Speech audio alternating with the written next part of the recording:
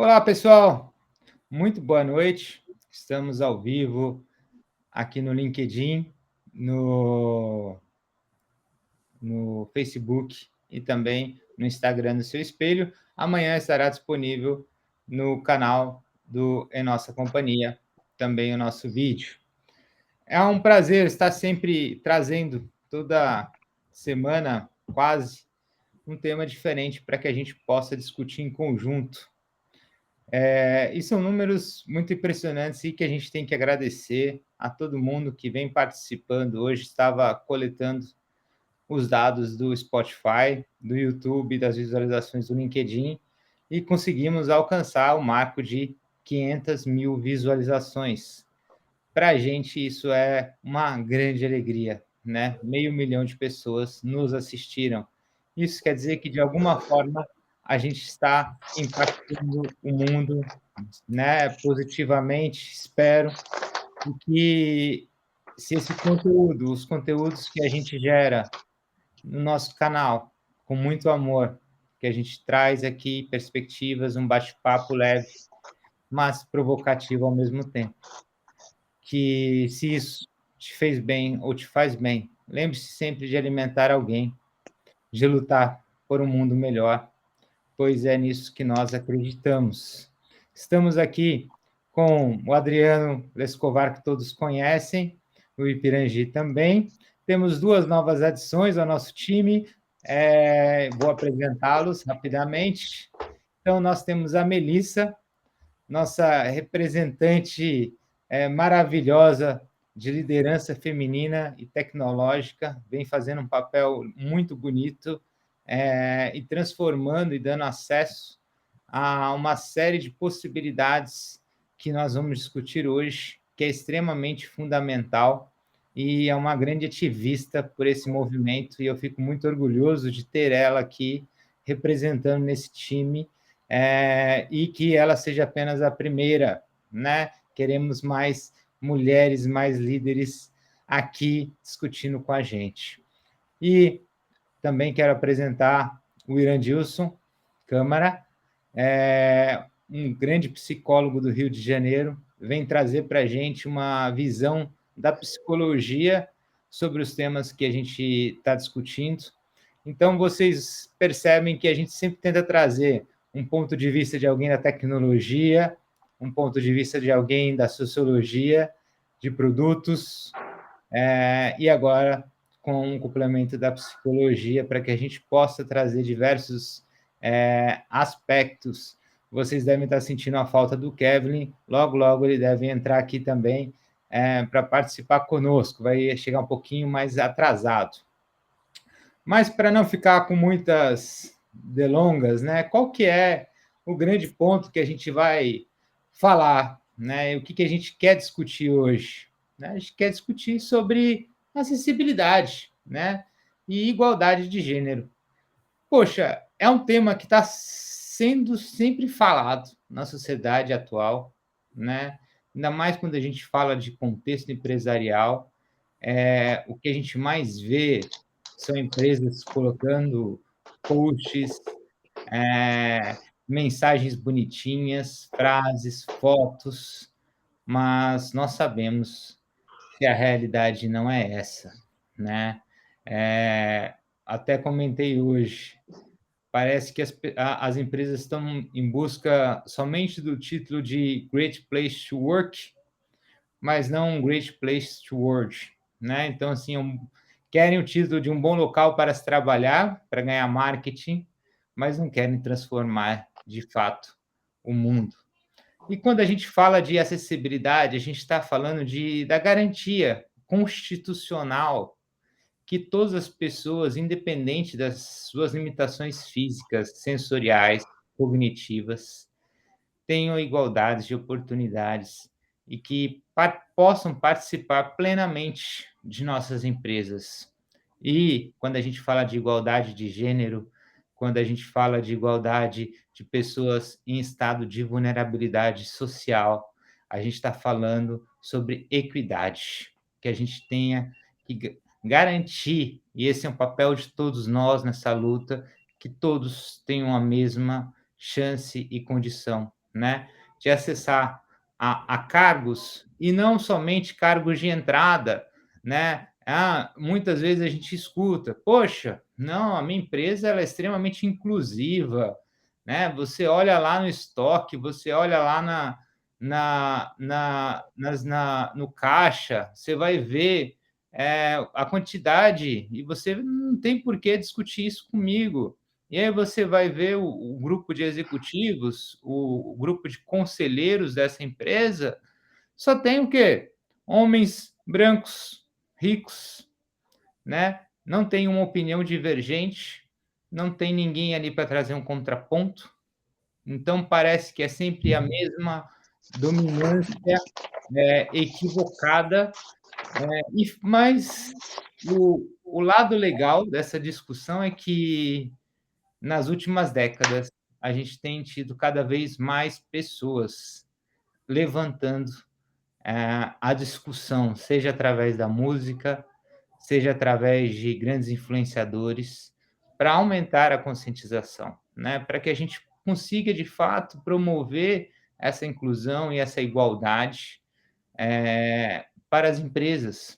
E muitas vezes, e não somente a gente pode chegar aqui e julgar e falar assim: "Poxa, vocês estão errados", mas também é um processo do modelo educacional do o qual a gente foi criado e concebido, que isso é natural, que isso faz parte, né, e muitas vezes até de um aspecto religioso, de que acham que existe uma submissão, e são conceitos que vêm sendo trazidos durante toda a nossa vida, e que a gente acaba trazendo para a empresa. Sem pensar, até na própria escola, né, a gente vem sendo tratado. Eh, eu lembro que vou colocar um exemplo pessoal da minha filha, quando ela tinha 3 anos, e ela queria a festa, né, do Lobo Mal, né, ela queria a festa ali e ela queria ser o Lobo Mal, ela não queria ser a princesa, né. E a gente vem e isso foi um motivo de orgulho para mim, né, porque para mim, o meu maior orgulho é ela ser, né, ela crescer, entendendo que ela pode ser o que ela quiser, inclusive o lobo mau. Ela não precisa ser a princesa da Disney, ela tem que crescer com uma consciência dessa, nossas crianças têm que crescer com uma consciência dessa. O problema é que a minha filha tem quem a apoia, mas tem muitas crianças que estão em vulnerabilidade social, que não tem quem orientar, que não tem quem ajude elas a sonharem, e elas olham o futuro e não conseguem visualizar um potencial, não conseguem acreditar que a sociedade vai aceitá-las do jeito que elas são.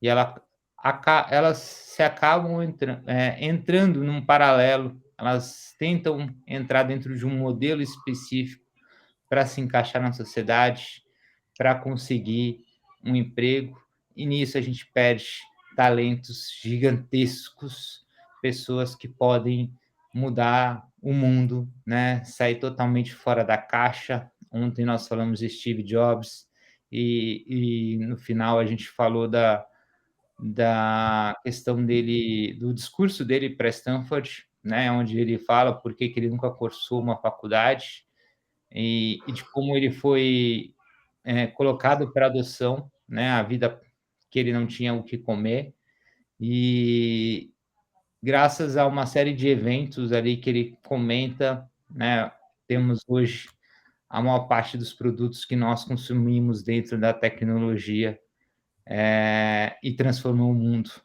Mas alguém deu a chance a ele a sonhar. Algum professor, alguma coisa fez com que ele pudesse perceber que havia valor ali. E esse é o nosso papel enquanto sociedade, enquanto executivos, enquanto líderes, né? A gente não pode dizer que nós somos gestores, né? Gestor é quem cuida de material, nós somos líderes, nós cuidamos de pessoas, nós influenciamos pessoas todos os dias, independente do nosso cargo. Então, é uma questão de responsabilidade social muito grande. E antes de passar a bola, eu separei aqui 2 frases de 2 mulheres que eu admiro muito. Uma é Simone de Beauvoir, não sei se eu pronunciei correto, é uma filósofa francesa, e ela fala o seguinte: "Não se nasce". Beauvoir, Beauvoir, Beauvoir. Isso, obrigado. Ela fala: "Não se nasce mulher, torna-se mulher". E na minha concepção, né, quando ela fala, essa frase, ela mostra que a Paulo, identidade. desculpa de novo. Beauvoir, Simone de Beauvoir. Beauvoir, então É. tô aprendendo, tô aprendendo. Logo, logo eu Perdão, vou. perdão, perdão, Próxima, perdão. a próxima eu quero que você também já pesquise, já pesquise, já me fale aí se eu vou falar errado, porque é difícil também. E ela destaca que a identidade de gênero não é inata, ela é construída, né, através das interações sociais e culturais, né?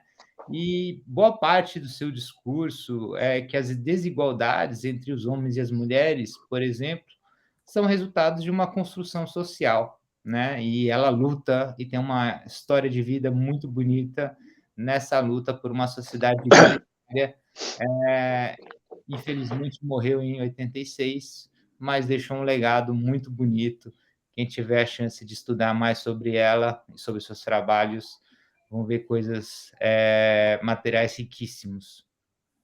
Outra é uma norte-americana, que é uma filósofa e teórica política também, muito conhecida, que é a Marta Nussbaum, não sei se falei correto, né? Não sei se todos conhecem, mas ela fala sobre acessibilidade. E a frase que eu coloquei aqui dela, que eu gosto. Nussbaum, Nussbaum. Nussbaum, perfeito. Estou aprendendo, viu, gente? Como a gente aprende todo momento. Só sei que nada sei, né, Sócrates?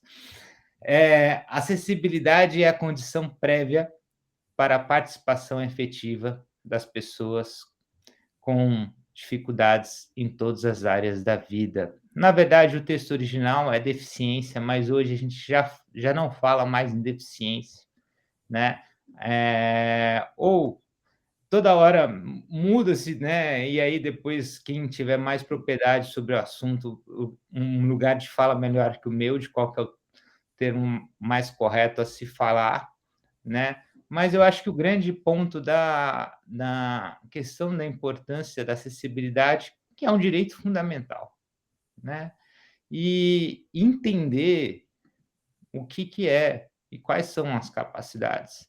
E eu acho que quando a gente fala de acessibilidade, a gente vê um discurso muito preconceituoso, em que olha uma necessidade de uma pessoa que tem, que precisa da cadeira de rodas, e outra que tem uma dificuldade visual, outra que tem uma dificuldade de aprendizado, e colocam todas na mesma categoria, ou apenas trabalham com um sistema de cotas e não percebem, né, o real valor que aquela pessoa pode produzir. Então, ela é julgada pelas suas características físicas e não pela sua capacidade. E isso, para mim, é o que me deixa mais triste, quando eu vejo esse tipo de situação. E eu falo sem lugar de fala, apenas pelo poder da observação, né? Mas querendo entender melhor, porque eu não tive esses problemas, mas só de ver já me dói o coração. E eu gostaria, então, se tiver alguém no chat, alguém que queira comentar, sobre essa situação, que tem esse lugar de fala, quiser colocar para a gente, a sua visão, fiquem à vontade, a gente está olhando o chat ao vivo e a gente traz o comentário, tá? É extremamente importante a gente ouvir quem tem esse lugar de fala. Mas é isso, gente. A minha vontade é de lutar por todo mundo, todas as minorias, e que a gente consiga ter nas nossas empresas, né, uma sociedade igual dentro do mundo corporativo. É difícil? Poxa, muito difícil.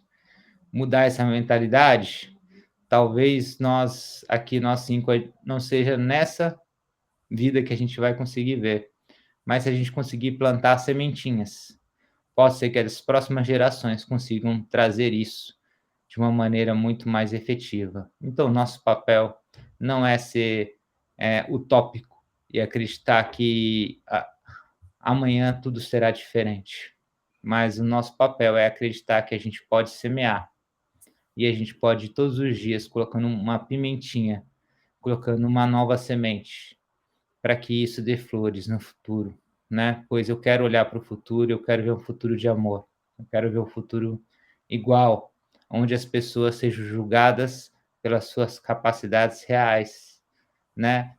Um peixe pela sua capacidade de nadar, um macaco pela sua capacidade de escalar em árvores. E o que a gente vê hoje nas empresas é executivos querendo que peixes subam e escalem árvores e macacos nadem no fundo do mar, né? E isso está muito errado. Então, essa é a minha contribuição e passo para os colegas para dar também a visão deles e agradeço novamente a presença de todos que nos assistem. Boa, Paulo. Olá, pessoal, tudo bem? Boa noite. Eu vou começar a dar o primeiro passo aqui, né? Como a gente está falando de acessibilidade e igualdade, a gente não tem a visão do nosso público total, né? Mas entrando num contexto aqui de igualdade e acessibilidade, vou fazer minha autodescrição para atingir todos os nossos públicos. Então, meu nome é Adriano, sou um homem branco, cabelo castanho, quase sem cabelo, óculos azul. Estou aqui no meu escritório, no fundo um armário e uma parede. Muito interessante isso que o Paulo falou. Vou começar de frente para trás, né? Hoje a minha filha, ela estuda numa escolinha e essa escolinha, ela já traz esses conceitos de igualdade, né? Ela não começa, eu acho que, se eu não estou me enganado, no ano que vem ela começa a ter aula de Libras, então começa a entrar nesse conceito de permear por todos os caminhos, né? Ter essa visão muito clara da igualdade. E uma coisa que eu acho que é muito interessante, e assim, isso deixa a gente super, super feliz, tem um rapaz na sala dela que precisa de cuidados especiais, né? Então eles chamam de tutor, né? Uma pessoa que assiste a aula junto com ele para ajudar ele em alguns pontos que ele não consegue caminhar sozinho. E minha filha hoje ela tem 9 anos, a turminha dela tem 8, 9 anos. E é muito engraçado, não acho que a palavra não é engraçado, acho que a palavra é muito amor envolvido, né? Que todos os alunos, eles entendem isso e eles não fazem o famoso bullying. Eles abraçam esse garoto. E eu acho que foi uma conquista muito interessante para os pais, que devido a esse amor que os amiguinhos deram para ele, hoje ele vai para a festinha sozinho. Então, por exemplo, teve uma festinha da minha filha o ano passado, ele veio, a mãe dele deixou ele, lógico, minha esposa estava aqui, eu estava aqui, e ele ficou 4 horas da festa sozinho, primeira festa, não sei se foi a primeira festa, mas foi uma das primeiras, que ele veio sozinho, ele curtiu a festa, aí teve um momento que ele ficou cansado, a gente ligou para a mãe dele veio, a mãe dele ficou mais um pouquinho aqui, e depois levou ele. Mas ele está conquistando a liberdade dele com 9 anos, né? Isso é muito interessante. Oi, diga lá. Só, desculpa te interromper a sua linha de raciocínio, mas eu achei tão bonito o exemplo que você colocou, e me lembrou essa semana e um ponto muito importante. Eu coloquei um vídeo de sinais de Libras, né, de alguém falando da acessibilidade, e minha filha veio perguntar o que era aquilo. né? E eu expliquei para ela o que era a linguagem de Libras, né? E a primeira pergunta, ela falou assim, pai, por que na nossa escola a gente não está aprendendo a falar em Libras? Por que a gente não tem uma aula disso? Eu quero aprender, porque isso é extremamente importante. Eu achei linda essa questão, né, da consciência das crianças, né? Então, acho que a gente tem um futuro brilhante se a gente investir nas nossas crianças desde cedo nessa questão, né? Eu fiquei particularmente, falei assim, poxa, realmente deveríamos ter nas escolas, né, aulas de Libras, né, para todas as crianças aprenderem a se comunicar. Mas desculpa te interromper, foi só ali Não, perfeito. Perfeito. E olha que interessante, né? Dia das Mães, agora que passou, a minha filha, ela cantou uma música, né? Fez uma apresentação de uma música para minha esposa e ela não cantou na voz, ela cantou em Libras. E é super interessante isso daí, né? Ou seja, né? O futuro, temos esperança dessas crianças olharem com mais carinho para esse tópico aí. Eu queria trazer aqui, tangibilizar dois tópicos sobre acessibilidade. Teve uma vez, na verdade, sim, eu sempre tive muita vontade de conhecer a Europa, né? E aí, aquilo que você escuta aqui no Brasil é que a Europa é o país de primeiro mundo, que lá tudo funciona, que tá tudo certo, que lá é tudo as mil maravilhas, né? E aí eu me vi numa cena, num carrinho, em Paris, no metrô de Paris, com o carrinho dos meus filhos, da minha filha, a minha esposa vindo lá atrás, com a mala, né, que a gente tava indo do aeroporto pro hotel. E aí eu parei, para quem conhece, né, falam que Estados Unidos é igual, o metrô nessas cidades é um buraco no chão, não é algo faraônico igual é no Brasil, né, em São Paulo principalmente. É um buraco no chão. Eu me vi olhando com um carrinho de criança, eu falei assim, gente, e se fosse um cadeirante? O carrinho de criança que eu pego aqui no colo e desço, e ok, é um pouco de esforço, mas e um cadeirante? Como ele desceria essas escadas? Porque não tem escada rolante, né? Em alguns lugares não tem acesso. E aí você vê o quanto que a gente tá longe desse mundo perfeito, desse olhar igual, onde todos possam ter acesso, possam ter uma vida fluida, normal, né? Até um ponto que eu quero deixar aqui, e aí eu vou deixar para, na verdade, assim, eu vou fazer um pedido, se tiver no script ok, se não, tudo bem, depois eu me atualizo, mas com a família Câmara aqui, eu sei que eles vão entrar nesse lado histórico, nesse lado de filosofia, o porquê disso, mas eu tenho muita curiosidade em saber aonde a gente se perdeu nisso daí, ou na verdade onde a gente se achou nisso daí, né? Porque hoje foi o que o Paulo comentou, né? Hoje tem olhos para isso. E eu gostaria muito de acreditar que são olhos reais, não olhos de indicadores, né? Eu quero bater esse indicador. E ele acontecer dentro de organizações e fora. Fora eu estou pensando em produto. Acabei de falar da escada, né?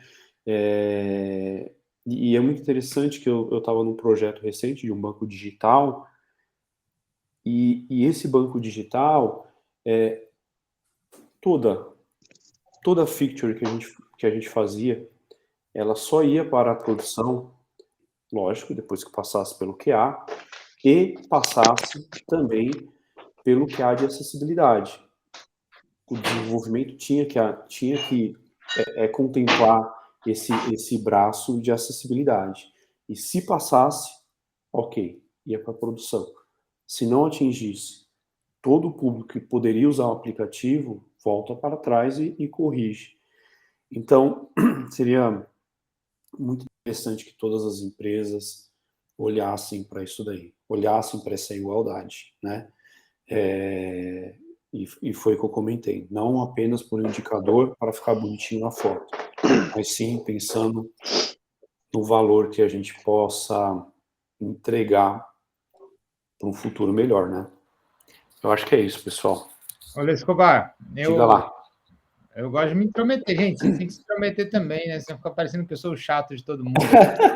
Pode falar, gente, pelo amor de Deus. Estamos aqui para bater um papo e aprender. 2 pontos que eu gostei do que você falou agora no final, né? E eu acho extremamente importante. Quando você cita o exemplo do exterior, a gente tem a falsa impressão que a questão de acessibilidade e de igualdade é um problema de terceiro mundo.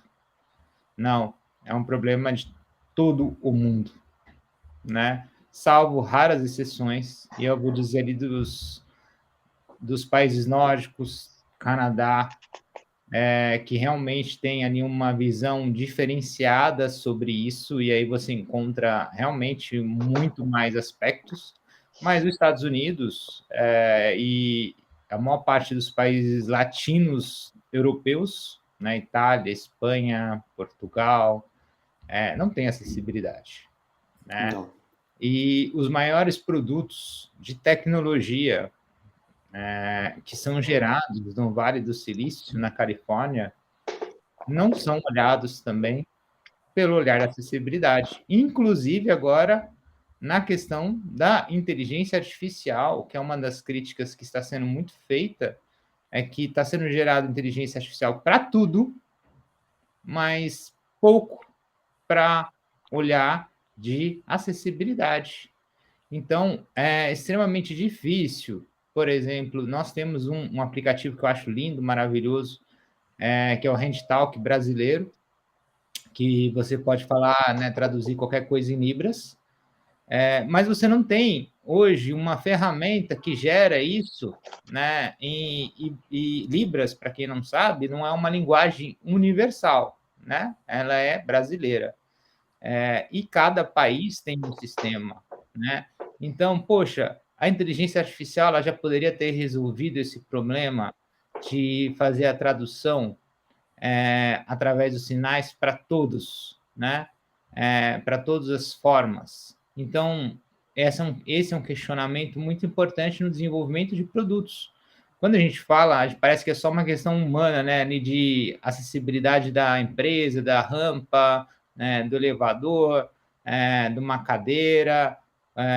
Não, é de tudo, né? De todos os produtos que nós consumimos, desde um celular, desde um website, né? São pouquíssimos sites que têm o HandTalk habilitado ou um sistema de acessibilidade. São pouquíssimos materiais instruindo as pessoas em como utilizar as ferramentas nativas da Microsoft ou da Apple em acessibilidade, né, de que tudo que pode ser narrado. Então, isso não é ensinado. Não tem curso. Tem a ferramenta lá, mas não tem ninguém falando como utilizar. Talvez seja um bom material para a gente discutir e fazer uma live depois, quem sabe, só mostrando as possibilidades de acessibilidade nativas, né? Para que você possa instruir as pessoas que não têm esse conhecimento. Mas foi só um adendo aqui. Melissa, segue o jogo. Eu gosto muito desse tema, porque eu estudei um pouquinho sobre ele num momento em que eu era bem ignorante sobre o assunto, e já produzi vários sites e nunca tinha pensado em acessibilidade web. Houve um momento em que foi necessário eu trabalhar num site do Itaú e tornar ele acessível. E eu comecei a estudar sobre acessibilidade web. E logo de início você pensa, putz, preciso deixar o site acessível, né, por conta de regulatório, por conta que é um site do governo e precisa estar acessível, senão vai tomar várias multas, etc. Mas a gente começa a estudar e percebe que hoje no Brasil, 25% da população brasileira tem algum tipo de deficiência. E 25% é um número muito grande. E na maioria das vezes a gente está fechando os olhos para essas pessoas. E quando a gente vai desenvolver o site, a gente pensa também, beleza, vou atender só esse 25% da população, preciso melhorar a experiência para eles. Mas não, é aquilo que o Adriano estava falando. Acessibilidade web não é só para as pessoas com deficiência. É se eu consigo navegar sem um mouse, se eu consigo acessar esse site aqui via tab, se eu consigo ver algum link ou imagem sem precisar clicar nesse link, ou se eu não consigo ver essa imagem. Hoje, por exemplo, 70% dos sites, eles não colocam descrição nas imagens nem nos links. E é algo muito simples de se desenvolver no meio tecnológico, do nosso lado aqui da área de TI, é muito simples. É algo que a gente conseguiria resolver de forma muito fácil, em um dia com deploy em produção. E a gente já ia trazer uma experiência completamente diferente para essas pessoas. Então, são insights que a gente tem que começar a olhar de que temos que proporcionar uma experiência incrível para todas as pessoas. Eu quero vender o meu produto, eu quero trazer uma experiência legal, mas não para todo mundo, só para pessoas que são iguais a mim, que têm meus privilégios. Então, acho que a gente tem que começar a olhar para isso, de proporcionar experiências incríveis. Não importa se a pessoa tem um tipo de deficiência ou se ela não está com acessibilidade a todos os equipamentos necessários naquele momento que ela quer acessar. E fora que isso vai trazer lucro para a empresa. Imagine você ter um aumento de 25% no seu site de vendas, de acesso, traz benefícios para a empresa também. Então, é algo que não podemos ficar fechando os olhos para isso. E, além disso, quando a gente está aqui querendo tornar os nossos sites acessíveis, é importante também a gente ter essas pessoas dentro da nossa empresa para que elas testem os nossos produtos, para que elas digam para nós onde a gente pode melhorar. Porque, às vezes, a gente tem ferramentas para fazer teste, para conseguir ver testar o quanto acessível está o site, mas a gente sabe que o usuário é surpreendente, né? Então, a gente fica testando diversas formas e o usuário vem e nos surpreende de formas que a gente não pensou, de formas que a nossa ferramenta de teste não estava preparada para isso. Então, é importante trazer essas pessoas para dentro da nossa equipe, para entender elas, para conhecer elas, saber qual a necessidade de fato delas e testar todas as possibilidades que existem aqui dentro.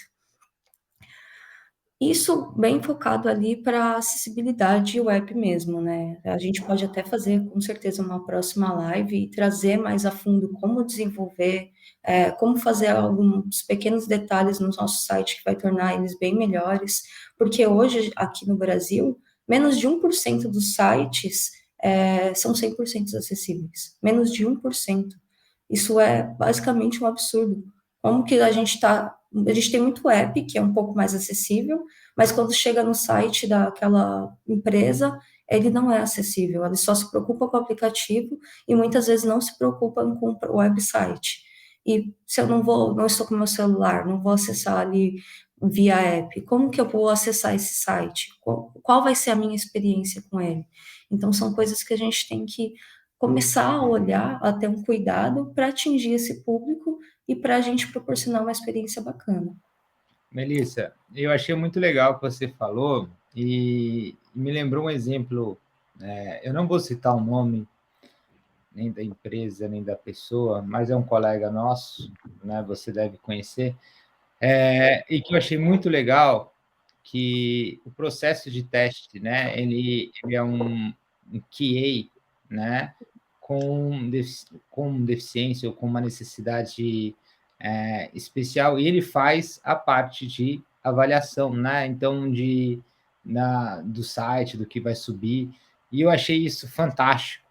Eu nunca tinha parado para pensar, né? De quem que é a melhor pessoa para testar, né? Se não alguém que já passa por essa situação. E eu fiquei muito feliz. Eu falei assim, poxa, isso abriu na minha cabeça uma série de possibilidades, né? A gente acredita que a gente não para pensar na realidade, as capacidades, né? Então, poxa, é muito legal se todo mundo, né, que pudesse, antes de subir algo, fosse testado justamente por uma pessoa que vai usar, Sim. né? E vai falar assim, poxa, isso tá ok, não, isso não funciona, né? Não consegui entender, não ficou fácil, não foi de fácil compreensão. Gostei muito desse ponto que você trouxe e lembrei desse exemplo recente aí que a gente conhece. Seria muito interessante, né, pessoal, se a gente olhasse, a gente fizesse esse processo não olhando para regulatório e olhando para o outro, né? Olhando o que a gente pode... Ok, tem toda a parte capitalista, como a Melissa falou, de 25%, de trazer mais 25%, mas com pensamento assim, eu estou fazendo isso para todos. E o que eu tenho que fazer para contemplar todos? Isso, pronto. É genuíno, é do coração, não ficar se apegando a indicadores ou regulatório, né? Ser algo mais natural do ser humano, né? Seria muito interessante se um dia a gente conseguisse chegar nesse conceito. É aquilo que a gente comentou. Vai demorar? Acho que vai, mas acho que é possível a gente chegar um dia. Pode continuar, Melissa, interrompemos você. Agora, voltando um pouquinho mais para a parte de igualdade, sou mulher, né? Apesar de ser branquinha, loirinha, ter muitos privilégios, ainda assim, no meio da tecnologia, a gente encontra algumas barreiras. Ou eu já sou uma feminista, mas eu parei de lutar por igualdade e comecei a lutar por equidade, porque as pessoas, elas têm necessidades diferentes. Então, não adianta a gente querer proporcionar o mesmo direito para a pessoa, ela tem uma necessidade diferente. Então, a gente tem que começar a olhar para isso, como atender essas necessidades diferentes. E, por exemplo, no mundo de tecnologia, eu tenho meus times aqui de desenvolvimento e eu tenho poucas mulheres, poucas pessoas diferenciadas no meu time. A maioria são brancos, homens, que estão ali trabalhando e eu não consigo nem contratar outro tipo de pessoa. Porque muitas vezes a empresa exige que a pessoa tenha uma capacitação que a gente ainda não atingiu, porque a nossa cultura não permitiu. Então, eu quero contratar mulheres, mas eu estou permitindo, dando a oportunidade delas estudarem, eu estou trazendo elas para esse mundo, eu estou trazendo elas de uma forma confortável, sem julgamentos, ou só por conta de cota, ou por conta de, estamos contratando mulheres. Então, acho que antes a gente tem que dar alguns passos lá atrás e começar a reeducar as pessoas. Porque quando eu fui fazer faculdade, por exemplo, só tinha eu de mulher lá no meu curso de rede de computadores. Ainda mais que eu fiz redes, que é um curso mais masculino ainda, né? Análise ainda tinha um pouco mais de menina. Agora, redes não. Então, se eu não estou trazendo as mulheres nem para estudar, como é que eu vou contratar elas? Então, a gente tem que dar essas oportunidades, a gente tem que mudar a nossa cultura, a nossa educação, principalmente nas nossas crianças. Eu gostei muito de ver o Paulo e o Adriano falando dos filhos deles, sobre o quanto eles estão mudando, porque é eles que vão mudar tudo. Porque tem uma cultura, a gente vive numa bolha, principalmente em São Paulo, muito grande, de que a gente acha que não tem preconceito, que estamos contratando todo mundo tem acesso a tudo, tem acessibilidade na maioria das coisas, mas São Paulo é uma bolha. Se você vai para outras regiões do Brasil, ainda tem muita coisa a evoluir, ainda tem muita gente ignorante, muita gente preconceituosa, muita gente machista, e quando você expande para o mundo, é maior ainda. 70 países ainda considera casamento gay ou um relacionamento gay crime. Então, a gente tem que parar de olhar só, putz, aqui não, a minha empresa tem 50% do quadro mulher, 50% do quadro homem, 50% do quadro dos negros. Não, a gente tem que olhar o que a gente pode fazer pelo mundo, não só aqui dentro. Então, tem que começar educando as nossas crianças e lutando por esses direitos, sem as pessoas acharem que é frescura, já que a gente está aqui. Não, aqui está todo mundo se respeita, estamos com frescura. Não, a gente tem que mudar o universo, porque tem outros lugares do mundo que as mulheres não têm nem direito a estudar, que as pessoas não podem se relacionar com quem elas querem, quando a gente só deveria olhar relacionamento, só deveria importar o amor, Quanto a sexo, a gênero, isso não deveria importar para o trabalho que você executa, porque isso é completamente indiferente. Então, essa reeducação, ela precisa existir. E para isso, a gente precisa, como pais, a gente precisa quebrar essas barreiras, quebrar os nossos preconceitos, por mais que a gente lute contra eles, porque somos todos, temos esses preconceitos, porque fomos criados assim, para ser assim. A gente tem que levantar a mão e falar: eu sou preconceituosa, eu sou machista e eu vou mudar isso a partir de agora, aprendendo com as pessoas ao meu redor, e ensinando as minhas crianças a não serem assim. Eu acho que o nosso olhar tem que ser sempre para as nossas crianças. O que eu posso fazer para ser diferente, para mudar o mundo daqui para frente? Muito, muito legal. Concordo em gênero, número e grau. Até a Dani comentou aqui, a Melissa é um exemplo de liderança feminina, parabéns. E, de fato, né, a Dani também é um outro exemplo de liderança feminina fantástica. Dani, já fica o convite também para você participar com a gente nas próximas também. Mas, de fato, a Melissa desempenhando um papel muito bonito nesse aspecto. E trazendo discussões extremamente importantes, né? É muito triste a gente ver hoje em dia e alguns tipos de preconceito que não influenciam em absolutamente nada no seu trabalho, né? Então, assim, a questão do amor, né? Uma questão de, independente de quem você ama, o que isso ali no mundo corporativo influencia, mas há um preconceito gigantesco, ali e o pior de tudo, eu acho que é o preconceito velado, né? O que você comentou muito bem, Melissa. Eu acho que o principal ponto nosso é falar que todos nós temos, né? Eu gostei de uma frase do Porchat de semana, que ele fala: gente, eu sou um racista em desconstrução.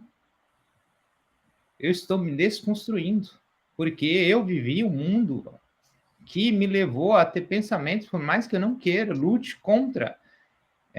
Na cabeça passa. E eu tenho que me desconstruir todos os dias para tirar isso da minha cabeça.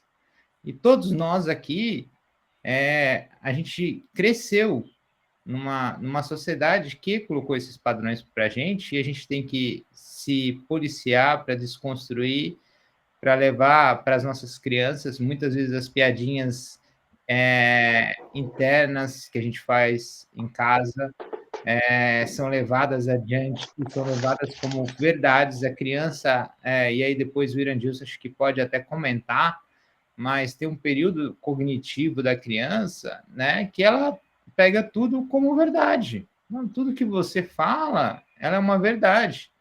Então, muitas vezes eu faço uma brincadeira aqui em casa e minha filha, ela fica preocupada, né? Ela fica preocupada, literalmente, se eu vou me machucar. E era uma brincadeira, né, do mar, de nadar. Então, assim, é uma preocupação que os pais não têm, né? Nossos pais não tiveram, nossos avós não tiveram. Então, assim, tem que começar de algum lugar, né? E graças a tudo que a gente vem tendo acesso na plena era do conhecimento, a gente pode fazer essa diferença, né? Tá nas nossas mãos fazer essa mudança, trazer esses pontos. Tinha mais um ponto que você comentou no final que eu queria discutir, mas eu acabei pensando aqui nos exemplos e fugiu da mente. Assim que lembrar, eu volto para discutir contigo ali no decorrer das próximas passagens, tá bom? Tem mais algum ponto, Melissa, que você gostaria de trazer? Por enquanto, não. Vamos seguindo. Fechado. Irandilson, tá contigo. Boa noite a todos e a todas. Conforme disse o Adriano, estamos falando sobre acessibilidade, então vamos fazer autodescrição, né? Eu sou branco, estou de óculos azul, uma camisa jeans azul, estou aqui na minha sala, tem uma estante atrás de mim, tem um cavanhaque, né? Os cabelos eram castanhos, agora estão grisalhos, né? Isso é o tempo e sofrimento, né? Eu acho que eu não tenho muito o que falar, Paulo. Acho que a Melissa roubou minha fala. Ela falou de todas as coisas que eu ia falar. Brincadeiras à parte, uma coisa que é importante quando a gente fala em acessibilidade, a acessibilidade está dentro de nós.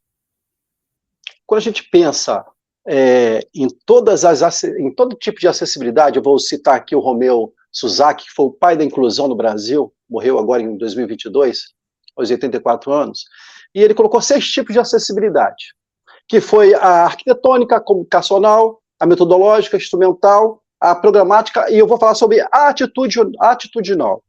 A atitudinal, ela fala justamente da eliminação do preconceito, dos estigmas, que está dentro de nós.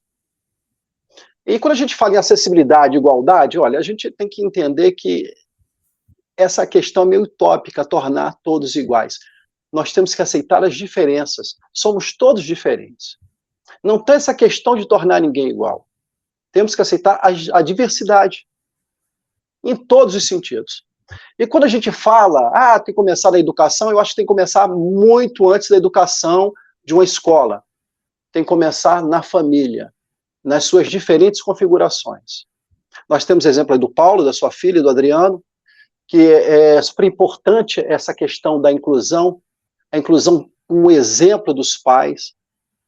E quando a gente fala dessa eliminação de estigma, de preconceito, né, e da gente reconhecer que a gente tem que estar em desconstrução, Paulo, em relação não só à questão da acessibilidade, do preconceito que nós temos em relação à diversidade, a questão de gênero, a questão do racismo agora, que foi muito em voga agora com o Vini Júnior. Quer dizer, nós temos muita coisa para desconstruir esse machismo, né? Muita coisa para desconstruir. E o primeiro passo é justamente essa live, para a gente poder debater mais esse assunto, desmistificar esse assunto, né? E quando eu fico pensando sobre isso, eu tenho uma amiga que ela tem uma filha autista, e ela estava comentando comigo essa semana que nas festas do colégio nem chamam a filha porque ela é autista, ela fica isolada. Eu falei, mas nós não temos que incluir, nós não temos a inclusão aí. O Brasil começou em 61 com a Lei de Diretrizes, né, com a criação da Lei de Diretrizes e Bases da Educação, onde nós incluímos os estudantes excepcionais. Na época eram chamados de excepcionais. E hoje a gente fica vendo, nós começamos em 61, esse assunto nós estamos debatendo no mundo todo, dessas acessibilidades todas, de barreiras, né, as barreiras arquitetônicas, combinacionais, e essas barreiras instrumentais, programáticas. Mas por que a gente não começa em casa, dando exemplo, depois passando para o colégio, perguntando às pessoas que têm a sua deficiência, porque todos nós temos a nossa deficiência. Quando a gente fala de psicologia, todos nós temos as nossas deficiências. Ninguém tem essa normalidade toda. Você pode ter outro tipo de deficiência, mas todos nós temos a nossa. Né? Então a gente acha que todo mundo é igual, é perfeito, é normal. Não. Todos nós temos as nossas deficiências. E quando a gente fala em acessibilidade, eu tenho que ter um autoconhecimento. Espera aí, que preconceito eu tenho? Será que eu estou dentro do mundo corporativo, eu sou um colaborador aqui, eu aceito aquele colega na minha equipe, que ele tem uma deficiência, eu aceito trabalhar com ele, mas ele não é limitado? Mas essa limitação não está na minha crença, não está no que eu penso sobre isso? Será que ele é limitado mesmo? A gente tem que entender que deficiência não é igual a ineficiência. A gente, às vezes, deturpa, acha que o deficiente é ineficiente. Não, ele é só diferente. Ele pode executar uma atividade melhor do que você. Ele pode ter habilidades melhores que as suas, ou diferentes das suas. Então, a gente tem que entender a acessibilidade de uma forma ampla. E é importante a gente ter esse debate, porque existe muito preconceito do ponto de vista psicológico, né, das nossas crenças, existe muito preconceito, estigma, um estigma forte, que a gente precisa vencer dentro da gente, de que o outro é limitado, seja através da sua audição, da sua visão, de uma capacidade intelectual. Eu trabalho no núcleo de saúde mental, numa cidade que é considerada a capital nacional do petróleo, que é Macaé, em que eu vi diretores de empresas dizendo que não admitem esquizofrênicos porque eles são violentos. Olha, o esquizofrênico ele não é violento, isso aí também é um preconceito. O esquizofrênico, ele pode ser mais dócil de qualquer outra pessoa. Existe um tipo específico de esquizofrenia paranoide que pode ser que no surto fique violento. Mas nós tivemos algumas inclusões dentro dos supermercados de esquizofrênicos que estavam trabalhando aqui no Rio de Janeiro e desempenhando muito bem, porque existe a esquizofrenia, quando tratada, funcional, como qualquer outro tipo de incapacidade, que nós achamos que seja incapacidade. Isso está dentro de nós. Então, eu só queria me ater a essa fala, que foi, a Melissa apontou muito bem, da gente realmente tentar ter esse autoconhecimento em relação à acessibilidade, e que ela está dentro de nós, começa em nós, começa na família, partindo para a educação, sim, capacitando, sim, a nossa juventude, as nossas crianças, para que elas possam realmente eliminar essas barreiras através da educação. Essas barreiras precisam ser eliminadas antes da gente eliminar qualquer barreira arquitetônica, né, ou de comunicação, metodológica, de manuais, etc. e tal. Nós temos que eliminar essa barreira que é do preconceito, do estigma que está dentro de nós. Tá?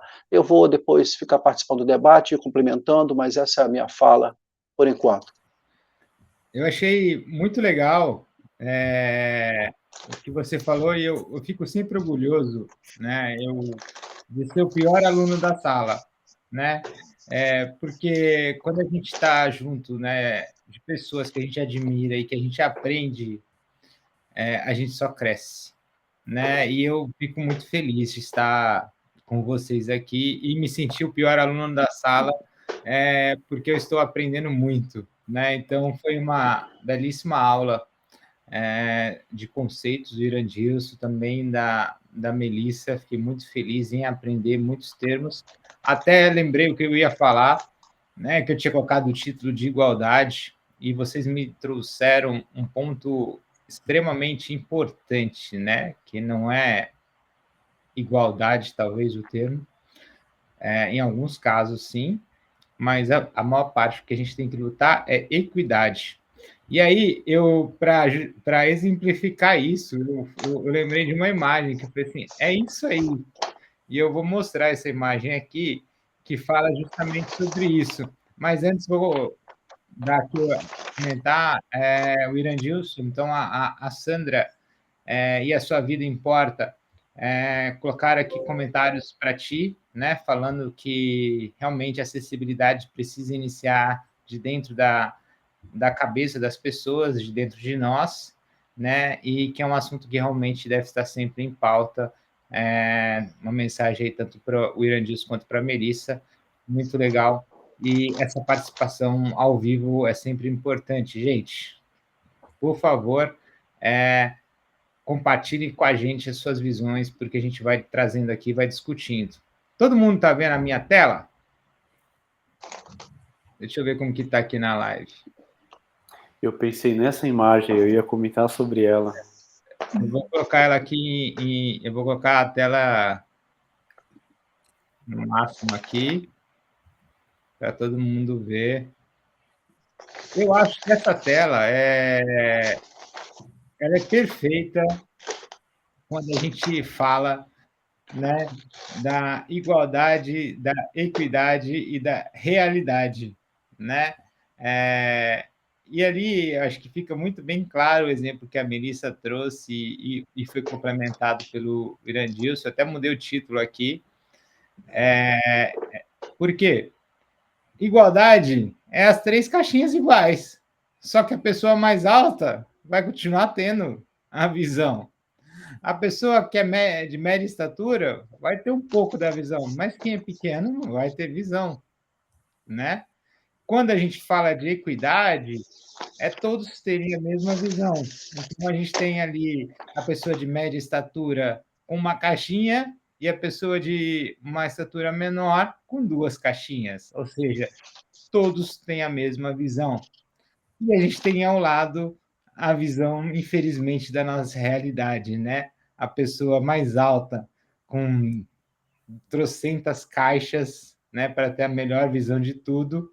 Uma pessoa ali mais ou menos privilegiada, que a gente costuma dizer no Brasil da famosa classe média, né, que tem uma visão ali parcial do campo, e a pessoa que não tem a capacidade, ela não tem nenhuma caixinha, ela está num buraco, né?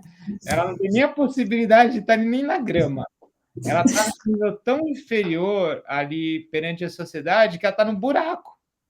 E eu achei essa figura que representa muito bem isso que foi colocado pela Melissa e pelo Irandilson, né? De que, de fato, a realidade é muito distinta da equidade, principalmente da equidade, né? Já é difícil a gente alcançar a liberdade, né? Que é igualdade, vamos dizer assim. Já é um passo difícil ter uma caixinha para cada.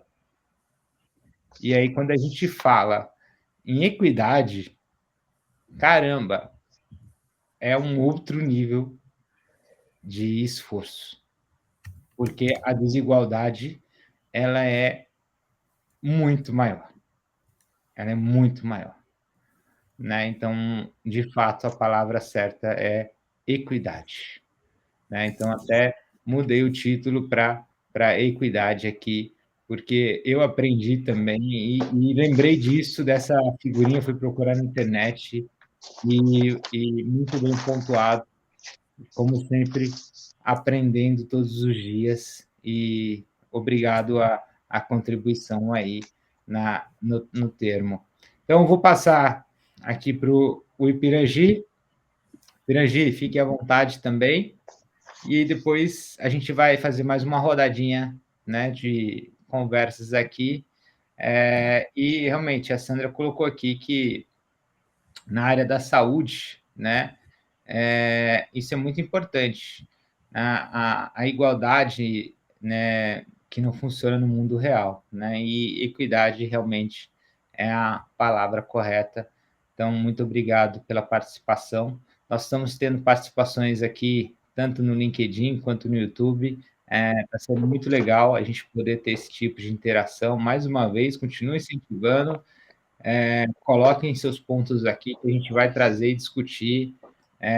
E se tiver dúvidas também, algum ponto para cada um de nós, por favor, fiquem à vontade. E inclusive críticas, adoramos críticas, pois também nos ajuda a crescer no que podemos melhorar no nosso conteúdo. Mas, sem mais delongas, Pirangi, fique à vontade. Bom, prazerzão conhecer a Melissa Lobo agora, né? Uma alegria rever o Adriano, o Irandilson, o Paulo. Eu tô de cabelo branco, muito branco, cada dia mais branco. Tô barbudo, blusa verde, sentado atrás de uma de uma estante preta cheia de livros. Sou pardo. Enfim, eu acho que a princípio é isso. Paulo, eu acho que eu queria começar sugerindo uma coisa, né? Você vai ter que fazer uma outra live só com mulheres para tratar da questão da equidade, da inclusão, da discussão sobre as mulheres.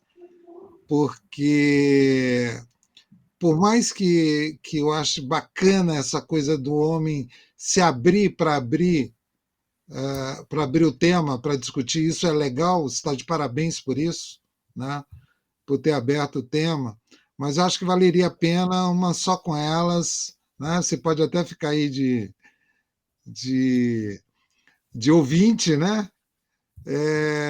Porque vale a pena ver o mundo da perspectiva delas, né? E não da projeção que a gente faz, enfim. Eu vou pegar uma palavra que você deu, Paulo, da Simone de Beauvoir, e eu vou ficar só na inclusão, tá? E é lógico, meu mundo é um mundo educacional, e eu vou pegar o mundo educacional como contexto, tá? Então, veja, você começou dizendo, né, da Simone de Beauvoir, ninguém nasce mulher, torna-se mulher. E a ideia é exatamente isso, né, de que o perfil feminino é uma construção social. Isso é uma discussão longa do ponto de vista social, e eu quero parafrasear: ninguém nasce humano, torna-se humano. Né? Quando você olha para a história da antropologia, a história do homem, enfim, você vai ver que as diferenças elas sempre existiram e os diferentes tiveram que se virar de todo jeito para tentarem se incluir, para não serem deixados para trás, né? Para não morrerem sem qualquer tipo de suporte. Alguns ainda são, né? E aí faz-se todo um apelo às dimensões, desde reais a espirituais, do tipo, não, esse cara nasceu assim porque ele é um problema para a humanidade, vamos dar um jeito de excluir. E aí os caras tiveram que ir para a técnica, né? Começar a aprender a contar mais do que 6, né? Ou virarem xamãs, ou coisa do tipo, porque pô, se eu não tiver um dom especial, eu estou frito aqui nessa sociedade. Que é uma sociedade que, como vocês bem pontuaram, completamente, né, desinclusiva. Tá? No mundo da educação é muito interessante, porque a palavra inclusiva é uma palavra. Claro, eu não estou dizendo que ninguém esteja lutando por isso, que todo mundo esteja de braços cruzados, mas é uma palavra que no mundo educacional tem muita coisa que é moda, tá? Tem muita coisa que é clichê. Não sei como é que é no dia a dia de vocês. Muita coisa é clichê, né? Desde o cara que fundamenta até, enfim, a nossa a entrada do sujeito sujeito do ser humano com necessidades especiais numa instituição. E isso eu estou falando presencialmente, tá? Não vou nem entrar nisso que a Melissa falou dos 1% aí, que não chega nem a 1%, que é o grande desafio. Né? O sujeito não é atendido por alguém que saiba Libras, né? Ele não consegue perguntar nada, as placas, agora, o Ministério da Educação tem insistido nisso, né? Com braille, com tudo. Mas, enfim, como é que o cara vai entrar numa faculdade e saber onde que é a secretaria, onde é que são as coisas, se nem um porteiro, se nem um segurança, se ninguém sabe exatamente se comunicar com ele, né, orientar, e chega na secretaria, pior ainda, né? Isso sem pensar nos formulários. Imagina você a quantidade de professores dizendo: nossa, esse aluno é um idiota, é um aluno que não sabe escrever, e ele nem se tocou que talvez ele esteja lidando com um caso de inclusão, né? De que ele deveria. Peraí, meu Deus do céu. Será que o problema não está na minha cabeça? Quem é o meu aluno? Ele está com alguma necessidade especial que eu não estou vendo, né? Que deveria ser passado para mim, mas eu não sei quem são os meus alunos. A não ser presencialmente, você vai perguntando, né? E alguns clichês são normais, né? Eu lembro de uma situação muito constrangedora numa sala de aula, quando um aluno fez uma pergunta, o professor olhou para ele: pô, mas está no quadro, você não está vendo? E ele disse: não, professor, o senhor não está vendo que eu sou cego? E era um aluno cego, né? E estava tão naturalizada essa prática que todo mundo passou batido. Agora, imaginem isso no sistema completamente à distância, né? Em que você não tem nenhum tipo, você não sabe quem são seus alunos. A gente tem um problema de tecnologia assistiva muito, muito sério, né? A gente esquece que boa parte da população está vivendo mais. Mas o viver mais não significa que tem condições de dominar toda a tecnologia como deveria. Né? Então a tecnologia ela já não está pronta para incluir o idoso. Eu estou usando essa palavra idoso aí porque Me falta a palavra melhor, né? Terceira idade, idade melhor, idade de ouro, sei lá o quê, enfim. Eu já estou cansado com isso, né? Já está Já... chegando também, né? Não, na verdade, eu já cheguei desde o dia que um menino chegou, tio, quer sentar no meu lugar dentro do ônibus? Aí eu falei, pô, acabou tudo para mim, né? Então, veja, a gente andando na rua tropeça. Imagina alguém que precisa de uma. É uma luta para você construir uma instituição de ensino e convencer os gestores que eles vão pôr elevadores, vão pôr rampa, que eles vão fazer isso. Mas gasta dinheiro. Tá, gasta dinheiro, exatamente. Investir com gente gasta dinheiro. Você precisa construir cidades inteligentes, né?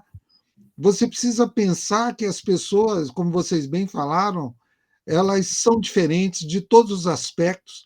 O Paulo Freire tem um livro dele, eu não sei qual, não sei se é Pedagogia da Autonomia, porque ele tem pedagogia do oprimido, mas tem pedagogia da autonomia, um desses aí, em que ele falava um exemplo típico, né, das mulheres do passado que no Rio de Janeiro, acho que ainda tem muito isso de esticar a mão para pegar ônibus, não tem, o Irandilson, você que está aí no Rio de Janeiro? Sim, Curitiba não tem isso, mas, tem. e aí muitas mulheres, você podia ver, por favor, muitos homens, podiam fazer o favor de ver o número do ônibus para ali, que eu não estou enxergando direito. Não, não é que não está enxergando direito, é que não sabe ler, não foi alfabetizado. E aí fica com vergonha, né? De chegar e de se expor. Então, imaginem as dificuldades para a gente. Meu Deus do céu, a gente que lida com tecnologia o tempo inteiro, né? E aí vai mexer no computador, a gente se perde. Pô, meu Deus do céu, não podia ser um troço mais interativo? Enfim, a gente não inclui porque inclusão não é uma necessidade capitalista, né? A necessidade capitalista, gente, entre aspas, perfeita, mão de obra ok, para produzir mais. A gente inclui porque a gente é obrigado, por força da lei, né? É claro, tem toda uma construção de gente para dizer isso, né? Que você tem que pôr lá, põe em qualquer lugar, né? Faz qualquer coisa, e a gente não para pensar, peraí, deixa eu estudar quem que eu estou contratando aqui e de que maneira essa pessoa pode ser utilizada no meu ambiente de trabalho, se o meu ambiente de trabalho é para isso. Nas salas de aula, por exemplo, eu já estou terminando, você tem uma ou duas cadeiras para pessoas que têm necessidades especiais ou espaços, mais nada que isso, né? E o resto se vira e torça para o auditório não ser no andar de cima, hein? Porque se for no andar de cima, você está mais frito ainda, porque em algumas situações você não tem nem condições de chegar lá. As nossas lições não são preparadas para incluir, né? Nós, professores, todos, de graduação a outros, deveríamos ser obrigados a aprender a linguagem brasileira de sinais. Nós deveríamos ser obrigados a aprender a lidar com transtornos do espectro autista, com dislexia, né? Com pessoas cegas, enfim, com todo tipo de coisa. E as crianças, olha que coisa interessante vocês falaram aí. As crianças, quando elas são ensinadas a conviver, elas aprendem muito rápido, e inclusive aprendem melhor aquilo que elas precisam aprender. Aprendem a se relacionar, ajudam os colegas, desenvolvem metodologias para lidar com elas, né, com as crianças diferentes, e ainda aprendem melhor. E aí, para finalizar, aquela coisa do começa em casa, começa no casal.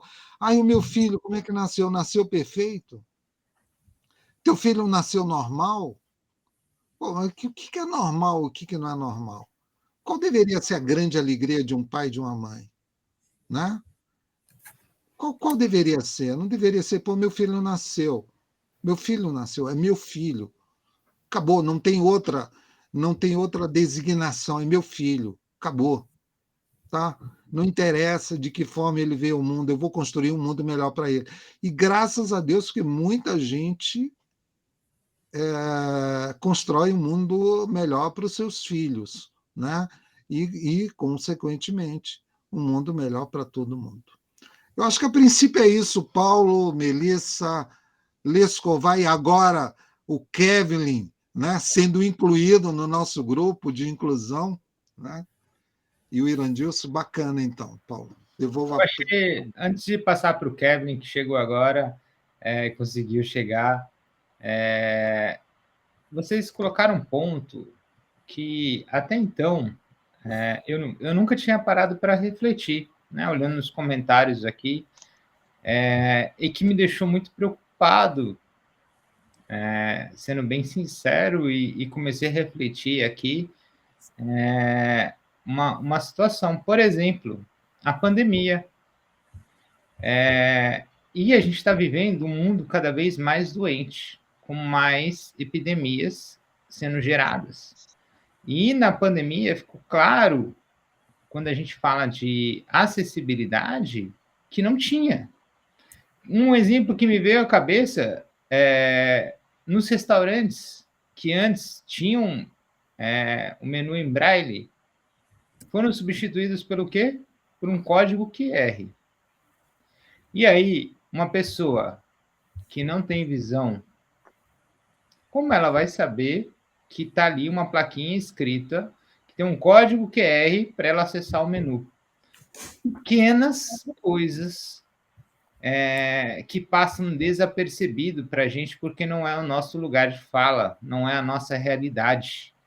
Mas ela é extremamente preocupante quando a gente vê que o mundo está ficando cada vez mais doente, né? E a gente começa a pensar, poxa, se a gente entra nesse estágio e na pandemia, com Covid, e todo mundo em casa, né?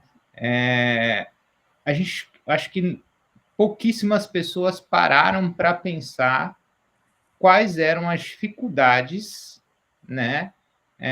Que estavam passando as Paulo, pessoas. me permite uma parte aí na tua fala. Claro.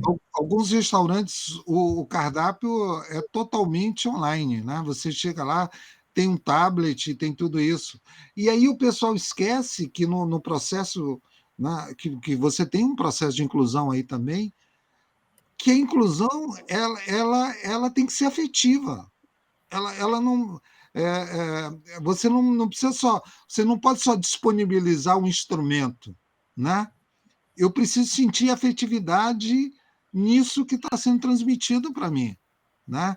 E aí eu me sinto distante do restaurante que eu fui lá para bater papo, para me sentir alegre. Eu me sinto distante de uma plataforma educacional que deveria me incluir, ou de uma plataforma de empresa que deveria ser legal comigo, por mais que ela tivesse algumas questões que não pudessem ser mudadas. Desculpa a parte.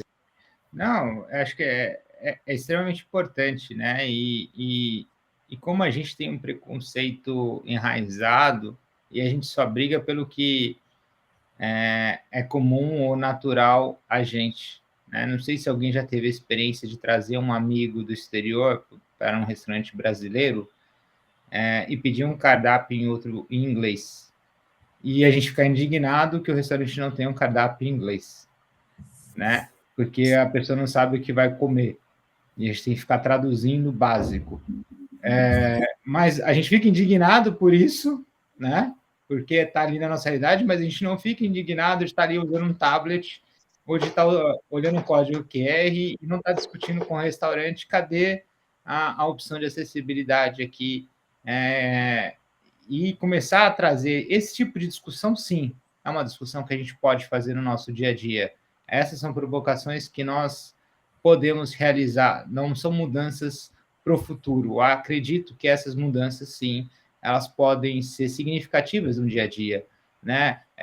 Você chegar num estabelecimento e você, claro, grandes redes, provavelmente não, mas na padaria da esquina, né?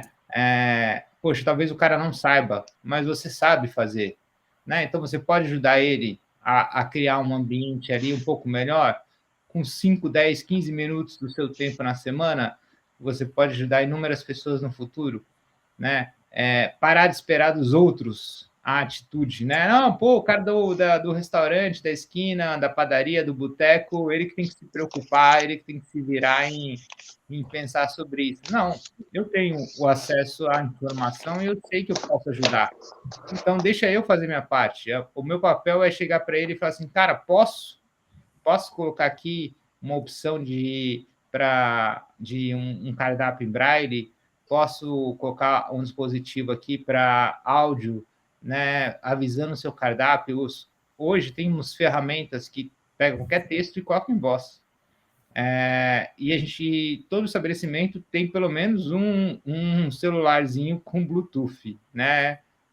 Ou um radinho que pega ali Bluetooth, uma caixinha da JBL, né? Que o pessoal costuma falar, pô, ali poderia ter um cardápio, né? Poderia colocar um cardápio ali que já está gravado e disponibilizar para quem não tem. Então, pequenas atitudes. Não estou falando que essa é a solução, mas eu estou falando que cabe a gente também tomar essa atitude. E complementando esse cenário da pandemia, me lembrou uma história que ela é triste, contada como piada também, mas ela mostra um aspecto muito muito triste, assim, acho que da realidade, né? Conta-se de um circo, né? Muito famoso, que estava em exibição e tinha a apresentação do leão, né? E o leão estava lá sendo exibido e tudo mais, circo lotado, tinha um cadeirante ali na terceira fila ali, e em certo momento o leão fugiu, né? O leão pulou ali e foi em direção à plateia. E as pessoas correndo, fugindo do circo para não serem atingidas pelo leão, começavam a gritar: olha o cadeirante, olha o cadeirante. Até que o cadeirante, puto da vida, chateado ali, falou assim: poxa, gente, deixa o leão escolher que ele quer comer sozinho. Pare de me colocar aqui, né? E isso é colocado como um tom de piada, mas assim é muito fácil a gente falar: olha o cadeirante, olha tananã, e a gente está saindo, a gente está continuando nossa vida, né? E o cadeirante ali naquela posição ali de não correr, não conseguir sair daquela situação, vendo o leão, falou: pô, cara, deixa o leão escolher quem ele quer. Por que vocês estão avisando ele de mim, né? Já estou numa situação complicada aqui. Então, essa piadinha em forma de reflexão, ela traz para a gente um insight valioso, né? De que, poxa, no momento do desespero, e todos nós, a primeira reação de salvação é olhar para a gente, né? E a gente deixa, né? Tanto é que na pandemia pouquíssimas pessoas, e eu me coloco nessa situação de não ter pensado no todo, né? E essa discussão é importante porque me faz agora começar a refletir no meu dia a dia sobre esse tipo de situação, né? Então, por que eu tenho que me colocar? Tanto é que acho que a única situação onde a gente deixa de se preocupar, em primeiro lugar, com a gente, e é o único lugar que é errado fazer isso, é no avião.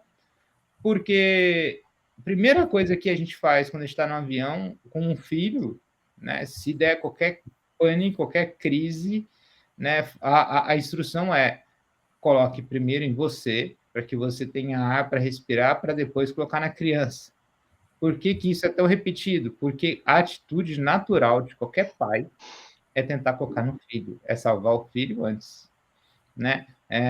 Então, assim, esse é o único momento em que a gente não se coloca em primeiro lugar, que é quando a gente coloca a pessoa que a gente ama, o nosso bem mais valoroso, seja o nosso cônjuge, seja um filho, seja um pai, uma mãe, em que a gente tenta colocar a vida deles em primeiro lugar. Mas fora isso, no geral, a gente sempre sai correndo do circo, avisa para os outros: olha o cadeirante, né, como o exemplo do circo, mas a gente esquece. A gente segue a nossa vida com aquela falsa sensação, né, da esmola do mendigo.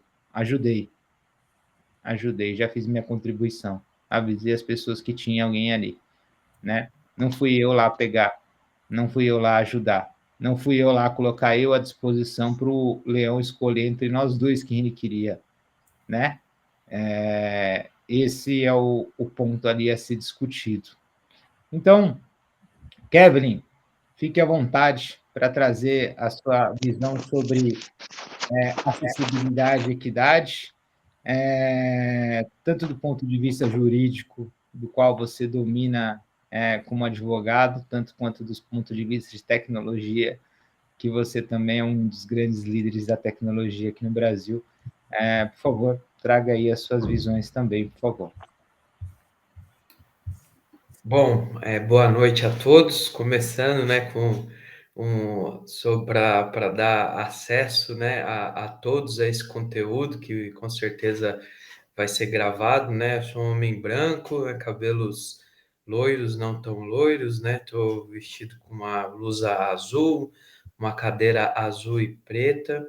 Estou no meu quarto aqui, transformado em escritório, com uma cômoda, parede branca, porta ao fundo também marrom.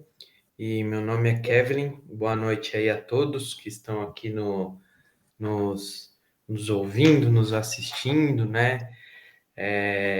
Obrigado aí de novo pela oportunidade, Paulo, de estar aqui falando de vários temas, né? E esse especificamente muito importante. O que eu penso, né? Sobre acessibilidade, equidade, justiça, que tem tudo a ver, né? Igualdade. Eu acredito que a nossa economia, né, mundial, ela estava passando por um momento até fevereiro do ano passado de investimentos em tecnologias, como se diz, investimento em tecnologias assim exponenciais, né? E muitas empresas de investimento, muitos fundos de investimento colocando muito dinheiro, né, principalmente em empresas de tecnologia, principalmente pela expansão digital proporcionada aí pela pandemia, e a economia estava muito baseada em novas ideias, em criatividade, etc. e tal. Bom, bastou, né, algum soluço aí do mundo desenvolvido, é, tudo aquilo que foi construído, né, em ter dados, por exemplo, como o nosso novo ouro, né, voltou um pouco a século XX na economia, né, que é eficiência, que é lucro acima de tudo, que é a economia tradicional, né, vale mais o mogno, né, ali numa cômoda vendida por brasileiro do que você utilizar aquela planta, aquela árvore numa floresta preservada para que você consiga tirar, talvez, dali de uma espécie que depende daquela planta, um novo medicamento super importante. Então, essas coisas mais etéreas, assim, né, que a humanidade estava investindo muito, inclusive com esses fundos, né, que se mostraram muito mais conservadores do que eles estavam apresentando até o momento, a economia deu alguns passos atrás, né, na minha opinião, né, e a gente estava falando muito durante esse investimento maciço em tecnologia, em coisas mais etéreas, mas que trouxessem no médio prazo grandes avanços para a humanidade. A gente está falando muito de equidade, muito de igualdade, muito de justiça, né, muito de propósito em trabalhar dentro das empresas, né? E aí bastou um soluço aí na economia mundial, voltamos para o tradicional, né? E a gente viu na prática, né? Vocês podem ver aí, o Glassdoor é uma ferramenta muito boa, né? Os funcionários colocam as notas, né? A avaliação das empresas, né? E eu gosto de acompanhar bastante, né? O Glassdoor de empresas que eu acompanho aí de tecnologia, que durante a pandemia tinham notas 4.5, 4.6, que era até 5 o máximo do Glassdoor, aí de repente caíram para 3.9, 3.8, que é considerado ruim. Por quê? Porque o discurso, né? Quando o dinheiro era fácil, né? Quando o dinheiro estava vindo, né? O discurso era muito bonito, mas na realidade aquilo lá não estava inserido na alma da empresa, né? Bastou um soluço da economia, uma guerra na Ucrânia, um aumento de juros nos Estados Unidos. Eu acho que o Great Place to Work lá, né? Acabou virando só mais um papel de parede, né? Porque boa parte das empresas acabaram desconstruindo, né, na prática, várias políticas que tinha dentro das empresas, falando sobre igualdade, sobre equidade, né, são coisas bem próximas, mas têm as suas diferenças, sobre justiça, sobre vários itens correlacionados aí, a gente viu que de fato era mais discurso do que uma coisa que estava arraigada na alma dessas empresas, né? Então eu não acredito, né, passando por esse momento, eu comecei a minha carreira de tecnologia logo depois da bolha.com, né, no início dos anos 2000, que muitas empresas de tecnologia quebraram naquela época, foi a pior crise na área de tecnologia que a gente tem notícia. E eu comecei nessa época, né? Então eu já comecei numa economia mais tradicional, mais focada em eficiência, em dar lucro, né? Trabalhando na área de tecnologia. De alguns anos para cá, né? De 10 anos para cá, a gente viu uma transformação, né? Dinheiros de fundo investindo em tecnologias que possibilitaram criar empresas de tecnologia, né? Muito com produtos aí que a gente não iria ver acontecer em pouco tempo se a gente não tivesse investido nessa questão de criatividade. Mas a gente voltou atrás, né? Demos um passo atrás, voltamos lá no começo dos anos 2000, né? Lá no final da década de 90 para focar em eficiência e aquilo que estava sendo pregado, né? Nas empresas como políticas de diversidade, de inclusão, de equidade, acabaram sendo abandonadas. Você vê muitas reclamações no Glassdoor sobre isso, né? Muitas coisas sobre,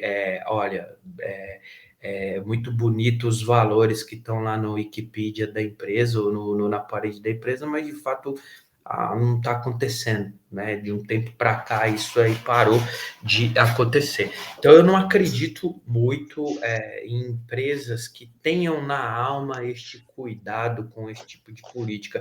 É onde entra o papel do Estado. Em algumas coisas não é a iniciativa privada que vai investir. Por exemplo, em hemocentros, se você deixar para a iniciativa privada investir em hemocentros, vai todo mundo que precisa de sangue morrer, porque não dá dinheiro, né, investir. Você não pode comprar e vender sangue. Então, tem coisas que o Estado precisa intervir em algumas políticas. Uma delas é essa questão de garantir a justiça social, a equidade, a igualdade dentro das empresas. Então, a legislação, políticas públicas são muito importantes, porque a gente depender da iniciativa privada, a gente viu que qualquer mudança de vento, tudo isso vira pó, né? O discurso sobre investimento, o discurso, ele vira pó.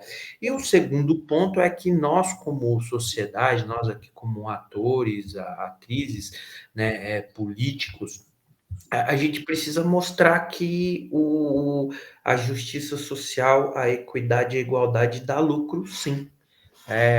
O Google, não sei se foi comentado, mas o Google tem um projeto que todo mundo pode pesquisar, muito interessante, sobre por que equipes fracassam, por que equipes prosperam. Chamado de projeto Aristóteles. Podem procurar. O Google queria saber por que ele tinha equipes que prosperavam e equipes que fracassavam. E depois de diversas pesquisas, times que às vezes trabalhavam em features de mesmo produto, tinham completamente diferentes as suas performances, né? E depois de muita pesquisa, eles descobriram que os times com mais diversidade, com mais equidade de valores, com mais equidade também de oportunidades, eram os times que performavam mais, eram os times mais criativos, eram os times que criavam os produtos que de fato traziam resultados para a empresa. Então, sim, a equidade, né? A igualdade de oportunidades, né? Uma equipe diversa dentro das empresas também traz lucro. Então, eu vejo uma parte, a gente não pode depender que essas políticas sejam autorregulamentadas pelas empresas, porque a gente sabe que onde as empresas não veem lucro, elas de fato é só discurso. Às vezes ela tem uma política muito bacana para trazer talentos de outras empresas, mas de fato é apenas para trazer talentos para ter mais lucro e não que esteja na alma da empresa essas políticas. Então a gente precisa do Estado para intervir em alguns itens e não deixar 100% autorregulamentado este tema da diversidade, da igualdade, que a gente está discutindo aqui, principalmente dentro das empresas, e de outro lado, né, atores políticos, empresas aí, ONGs, empresas que prestam consultoria para os empresas, tem que mostrar que sim, isso dá lucro, que existe projetos, né, que usaram métodos científicos para avaliar a performance dos times e chegamos à conclusão que sim, equipes diversas, com igualdade de oportunidades, elas sim produzem mais, elas sim são destaque, elas têm uma performance melhor, às vezes trabalhando dentro de um mesmo produto. Então eu vejo esses dois lados, não vejo uma autorregulamentação como a gente vinha até a pandemia como a solução dos nossos problemas, pois quando a corda aperta, as políticas que caem são essas políticas, as primeiras que caem dentro da empresa são essas políticas. Outro ponto, né, um dado bem interessante desses layoffs que estão acontecendo bastante na área de tecnologia, a grande maioria são mulheres e negros, né, que estão sendo demitidos, né, então, e a grande maioria das empresas é composta por brancos, né, então, quando a corda aperta, são essas políticas, né, que estão na parede e não no DNA das empresas que caem. Então, por isso que eu vejo o papel do Estado de intervir em políticas e vejo também o papel de atores políticos para mostrar, olha, você está demitindo uma equipe aí, pessoas de uma equipe que performam bem e você está deixando só brancos cisgêneros aí trabalhando, você de fato vai estar perdendo dinheiro, porque você não vai ter uma equipe que vai trazer criatividade, não vai trazer diferencial competitivo para outras empresas. Então você precisa diversificar, você precisa ter uma diversificação dentro dessa equipe, não é demitindo e mantendo o mesmo status quo que você tinha no passado, que você vai sair dessa crise que você mesmo se meteu, né? Então eu vejo por esse lado, dá uma autorregulamentação, mas a intervenção em políticas públicas do Estado e também em provar para essas empresas que a equidade, a igualdade de oportunidades também dá lucro e não é uma questão de opinião agora é uma questão de um método científico feito por uma Big Tech, o Google, dentro das Big Four de tecnologia do mundo aí, e a gente tem como defender isso com dados e fatos, e não apenas como muita gente acusa quem defende esse tipo de pauta, como isso aí é uma ideologia, é questão de opinião e não de dados e fatos. Então, a gente tem algo para provar agora. Então, essa é a minha contribuição aqui com o tema de hoje do nosso encontro aqui. Muito legal, Kevin. E quando você falou ali também da questão das empresas, eu acho que 2 pontos aqui. Acho que a gente poderia, né?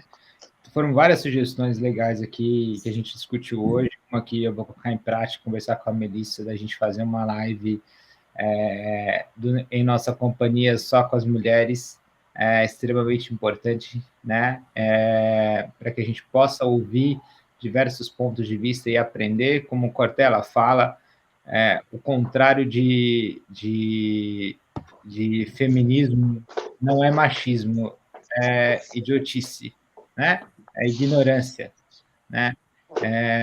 Então, todos nós temos que aprender, né, o que é ser feminista, né? Na verdade, um conceito, e aprender com pessoas que têm o lugar de fala, né, que passam por isso. Eu acho que é extremamente importante. Outro ponto agora que o Kevin trouxe, acho que é um assunto muito legal da gente discutir, trazer esse case do Google para a gente poder explorar aqui, né, e ver possibilidades e até ajudar outras empresas em como poder implementar isso, né? Acho que a gente tem uma capacidade aqui interessante de poder discutir.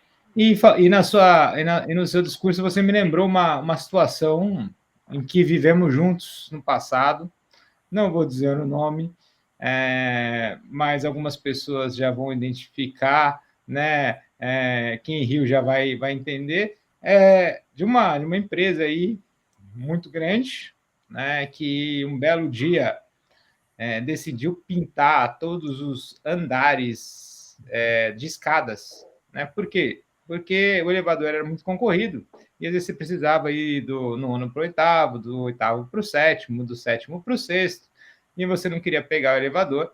E aí essa empresa teve uma maravilhosa ideia de pintar com frases motivacionais, né, essas escadas. Poxa, legal. Eu até peguei meu celular aqui, que eu tirei uma foto uma vez de uma das frases de uma escada do sétimo andar, né? Que falava: uma sociedade inclusiva é aquela que valoriza a diversidade e remove as barreiras que limitam a participação plena das pessoas com deficiência.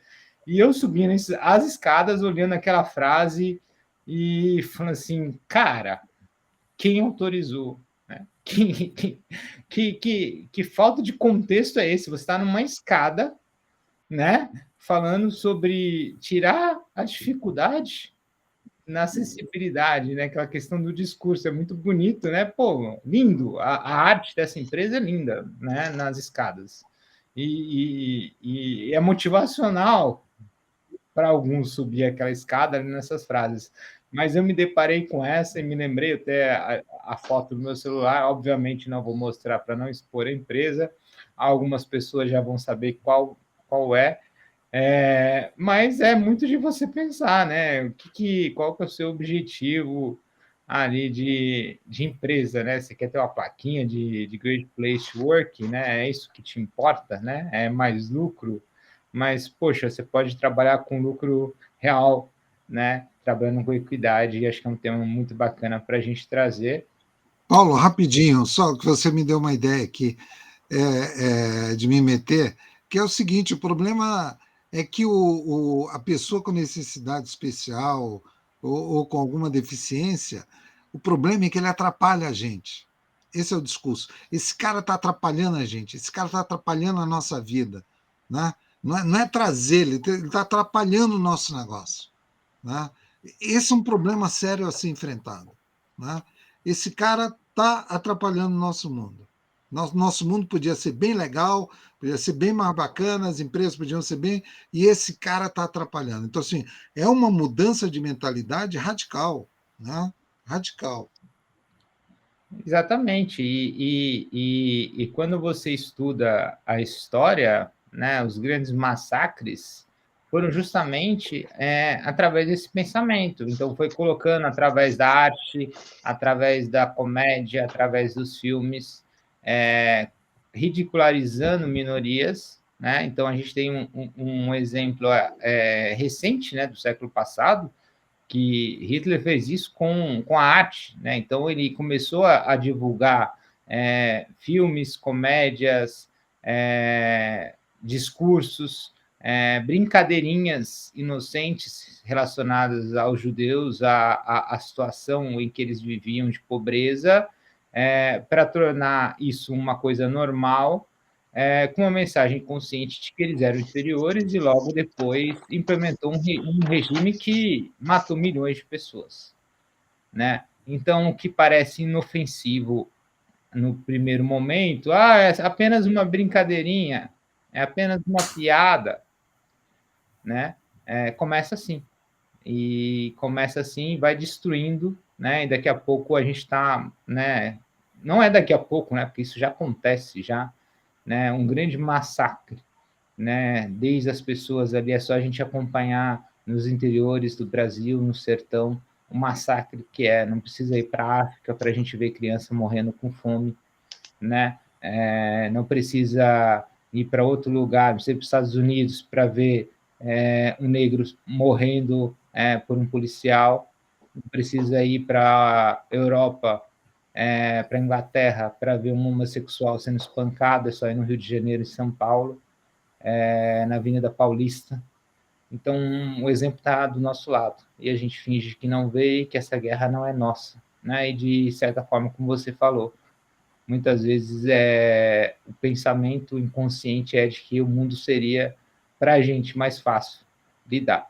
E essa desconstrução ela é extremamente importante. Volto com a frase de Porchat para terminar aqui a minha frase e liberar vocês para dar as considerações finais, de que ele falou assim, né? Sou um racista em desconstrução. Eu gostei dessa frase e digo que eu sou uma pessoa em desconstrução em todos os sentidos. Acho que é até uma mensagem que eu recebi no WhatsApp, assim, Paulo, todo mundo se apresentou colocando a descrição, né, e você não colocou, né? Por quê?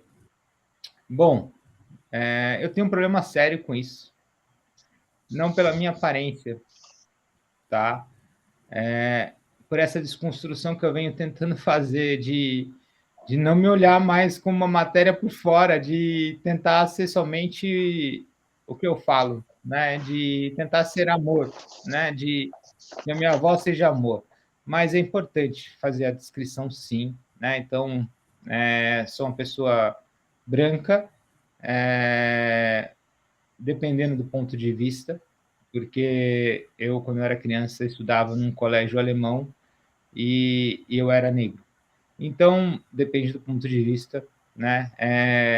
Sou uma pessoa morena, de cabelos escuros, camiseta preta, um fundo branco, com 2 quadros lindos pintados pela minha mãe, minha artista plástica favorita do mar, que eu amo e que vivo, né? Hoje na frente e me faz ser muito feliz. E para as minhas considerações finais, convidá-los a todos, que isso é uma guerra em que todos podem participar. Não é uma guerra que você vai morrer, não é uma guerra que você está colocando a sua vida em risco. Ninguém está pedindo para você ir para a trincheira levar bala. A gente está pedindo para você fazer o mínimo necessário, se movimentar, ajudar, né? Seja com um prato de comida, seja apoiando uma criança, seja instruindo alguém, seja chegando no comércio local que você frequenta, chamar o dono, não só dizer para ele o que ele tem que fazer, se colocar à disposição, colocar o seu tempo à disposição, tempo que você gasta assistindo 3 horas de TikTok por dia, né? Que você poderia destinar ali 15 minutinhos com seu conhecimento para fazer um trabalho para a comunidade, de você destinar um tempo para escrever algo que você conhece, para ajudar e alimentar outras pessoas, não no sentido de comida, mas de vida, né? Incentivar um mundo de mais amor. Acho que esse é o meu grande objetivo pessoal, né? Que a gente tenha um olhar para o futuro e que a gente olhe para o futuro e não veja um futuro de desgraça, um apocalipse, mas sim que a gente possa olhar para o futuro com os olhos do amor e que a gente veja que é capaz de transformar. Talvez não na nossa realidade, não na nossa vivência, talvez a gente não consiga visualizar isso, mas todo mundo plantar para as próximas gerações, talvez é possível. Então, termino aqui a minha fala, vou liberar para os meus colegas na mesma ordem, né? Então, Adriano, Melissa, o Irandilson, o Ipirangi, Kevin, para suas considerações finais. E agradeço muito a participação de todo mundo da live, eu gostei muito de ver o pessoal comentando, Quero mais comentários. Isso ajuda muito a gente a poder discutir e trazer visões diferentes, tá bom? E deixa eu fazer aqui um teste diferente, porque eu quero deixar todo mundo aqui nas considerações finais. Eu estou aprendendo a mexer com as ferramentas, tá, gente? Então, às vezes eu vou fazer umas besteiras aqui. Isso. Então, eu vou conseguir colocar aqui. A gente está aprendendo ainda. A gente é de tecnologia, mas a gente dá umas vaciladas, né? Então, já coloquei aqui o nosso próximo, agora aprendi. Até para as próximas ficar melhor, para saber quem está falando, ter o painel todo. Então, muito obrigado pela participação de todos. Lescovar, deixo as considerações finais contigo. E, Kevin, você termina a nossa stream de hoje. E amanhã estará disponível no YouTube, no canal @em nossa companhia, também no @em nosso espelho, o seu espelho. Então, a live disponível para quem quiser assistir. No LinkedIn fica sempre disponível também para ser reprisada. Tá bom? Um grande abraço e mais uma vez, obrigado, gente. 500 mil visualizações, espero chegar a 1 milhão e a gente comemorar junto. E quem sabe um dia, né, a gente recebe a nossa plaquinha também no YouTube ali de 1 milhão de visitas ali. Mas só o fato de considerar todas 500 mil visualizações já me deixou muito feliz. E se uma pessoa foi tocada pelo que a gente falou, gostou do nosso conteúdo, todo o nosso trabalho, pelo menos para mim, na minha concepção, valeu a pena. Um abraço e obrigado novamente. Boa. Bom, vou ser bem rapidinho aqui para todos conseguirem falar. Que nem o Paulo falou, né? Comece por você e tente influenciar o próximo, né? Eu colocaria mais um adendo aqui. Eu colocaria assim: não queira sair do 0 ao 100%. Faça 1% por dia. De tudo. 1% de estudo para você, 1% de ajuda para o próximo, 1%. Pense em 1% por dia, que quando você vai ver no final do ano, você já avançou bastante. Eu acho que é isso. Fecho minhas considerações aqui. Boa. Bom, eu acho que, para finalizar, ninguém constrói ferramentas, sites, ambientes pensando, hoje eu vou construir um site mais inacessível possível, construir uma ferramenta inacessível, hoje eu vou tornar meu bairro inacessível. Eu acho que é falta de conhecimento. Mais importante é a gente ter esse conhecimento e passar ele para frente. Então, eu faço um convite para vocês, quem estiver assistindo, e para vocês também que estão aqui na live, para fazer um teste, sabe? Observa a sua rua, vê o quanto ela está acessível, os ambientes que você frequenta. Pega o seu computador e o seu celular, tente trabalhar um dia inteiro só sem mouse, sem mousepad, só via teclado, ou só com um navegador de voz. Faça experimentos e veja qual a sua experiência.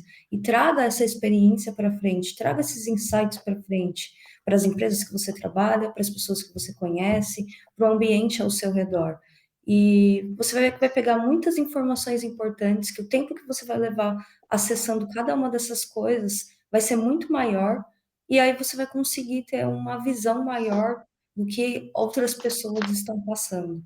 E aí, com isso, a gente consegue trazer uma evolução maior. Então, vamos buscar conhecimento, acho que é a palavra-chave, e buscar também experimentar aquilo que está ao nosso... que está tangível.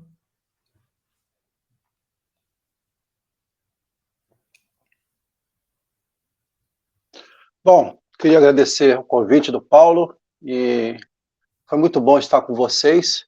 As minhas considerações, vou deixar algumas considerações. Primeiro, que a acessibilidade está dentro de nós. Essa desconstrução, ela começa na nossa mente. Desse preconceito, desse estigma. Depois de começar em nós, tem que começar na nossa família. Ensinando aos nossos filhos que eles podem se tornar seres humanos que respeitem o próximo, seres humanos que possam tornar esse mundo um pouquinho melhor, conforme os ensinos que passam de pai para filho. Terceiro, somos todos diferentes. Quando a gente fala em igualdade, é bem complicado esse termo igualdade, mas somos todos diferentes. Nós temos que aceitar e respeitar as diferenças de cada um. E nós temos que promover a conscientização, sensibilização e convivência com pessoas com deficiência nos seus mais altos, nas suas maiores diversidades possíveis. E eu vou terminar aqui com a frase de inclusão de uma streamer famosa, que diz o seguinte: diversidade é convidar para uma festa, e inclusão é chamar para dançar. Meu muito obrigado. Muito bem, vamos lá. Rapidinho também, eu acho que eu sou um cara, não sei se eu posso, eu sou um cara privilegiado, porque eu, ao contrário de desconstruir meu filho, que é o Paulo, né, ele me faz isso todo dia. Eu não posso nem contar aqui as coisas que a gente conversa, porque é um negócio surreal, né? As longas conversas que a gente já teve, que ele me arrebentou, e arrebentou com várias coisas, né? Desde expectativas, enfim. Bom, mas o que eu quero dizer é o seguinte: eu concordo com todo. Aliás, esse é um programa legal porque a gente não tem como discordar, né? Parece que foi escolhido bem a dedo a participação de todo mundo. Eu descobri que eu precisava mudar.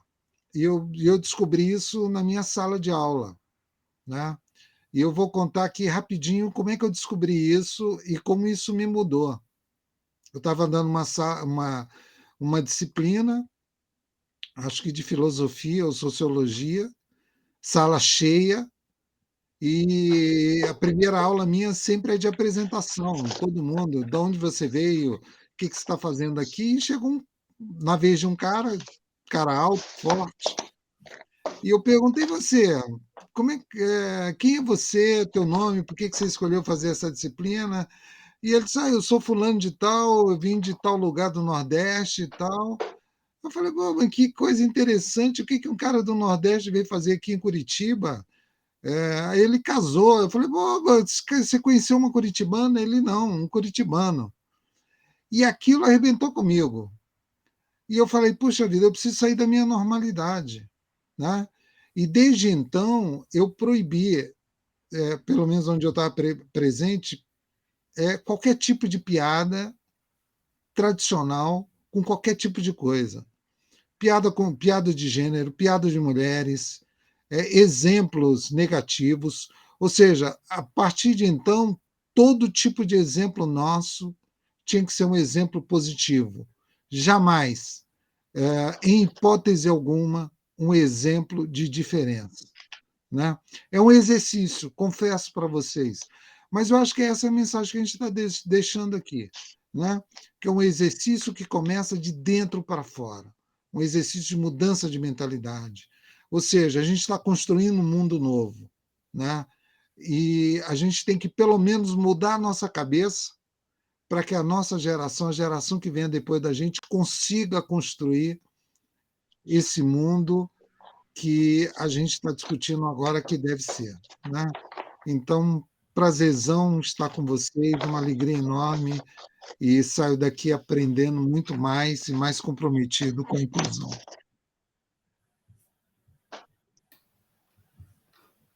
Bom, para finalizar, trazendo um pouco do que eu já trouxe aqui, eu não acredito em autorregulação quando iguais têm o desafio e a missão de manter desigualdade. Então, eu acredito na inclusão, na igualdade de oportunidades dentro das empresas, quando a responsabilidade é de todos. Tanto das empresas, com a sua autorregulação, quanto de indivíduos que compõem essa empresa, quanto de governos com políticas.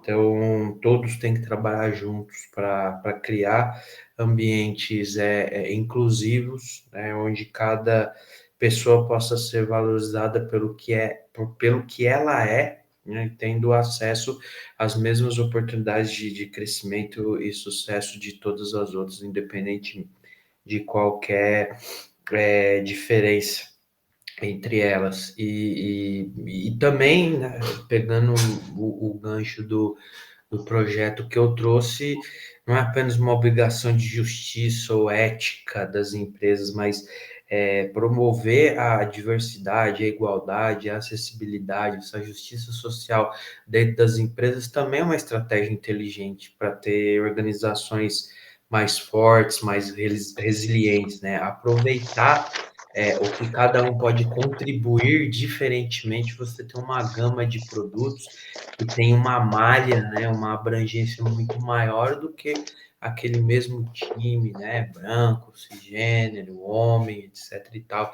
Então, a gente promovendo a diversidade, a acessibilidade, a gente impulsiona a inovação, coisas que estariam em décadas, a gente pode alcançar melhores resultados antes. Então, a gente, como atores políticos aqui também, deste processo, a gente convida todos aí que vão nos assistir, que estão nos assistindo, que vão nos ouvir, que estão nos ouvindo, a participarem dessa transformação, colaborando, né, e não competindo, seja um líder empresarial, seja um funcionário, seja um cidadão, seja algum legislador, para que a gente consiga construir um futuro onde acessibilidade, igualdade e justiça social sejam pilares fundamentais da nossa sociedade, não apenas no papel, não apenas num quadro na parede, mas de fato no DNA